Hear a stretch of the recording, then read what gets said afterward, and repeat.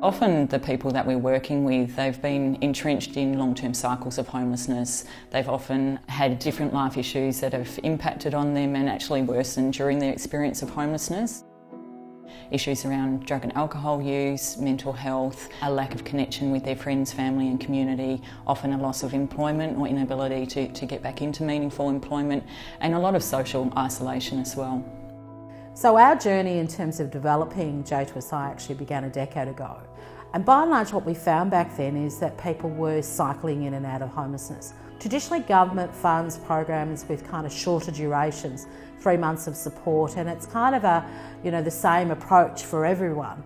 J2S differentiates and says for this particular group of people who've experienced long-term homelessness, a different approach is required. We work with people for up to 3 years, so we're able to track them over time and really get a sense of what works for them. And if something's not working, we can adapt the approach and we can refer them somewhere else. Journey to Social Inclusion program is built around a holistic approach. Big focus on housing. They've got very good health supports, recognising the mental health, physical health and drug and alcohol issues that many face.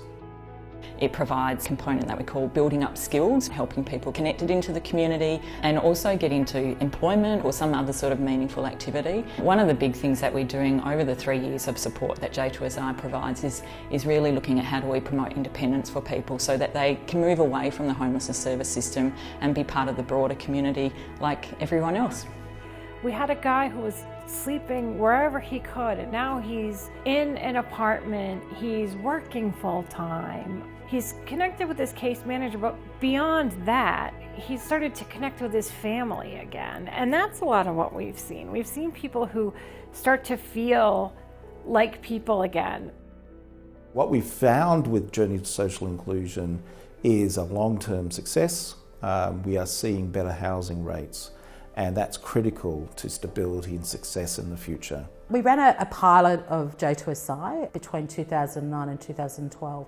So that allowed us to look at, based on what was the cost of the intervention versus the cost benefit of the actual outcome for the individual. The cost of providing support on average is much less than the cost to the government of not providing support, particularly in the health area, but also in the justice area, particularly for younger people.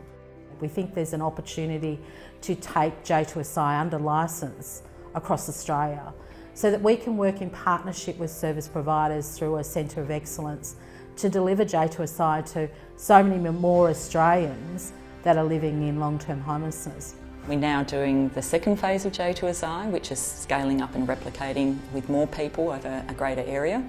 And the next exciting step is to run a phase 3 for J2S, and that will actually be scaled up to support 180 people over a 5-year period. So we'll actually have 3 intakes of 60 in year 1, in year 2, in year 3, starting from August this year.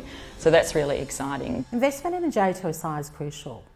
And for investors, you need to understand that it is a proven, credible model. We know it works and we know it delivers impacts for people. It is a safe investment. From a stable base, you can get into employment, and therefore welfare costs are reduced and at the same time tax increases. You're looking at a range of benefits to government and therefore to society which are purely financial in nature. Coming from a broader economic position, I mean, I would say that society as a whole is prepared to accept a cost to providing support, to seeing people in a much better position than they are. I know J2S has impacts. I know J2S changes lives, and it's exciting to be part of that.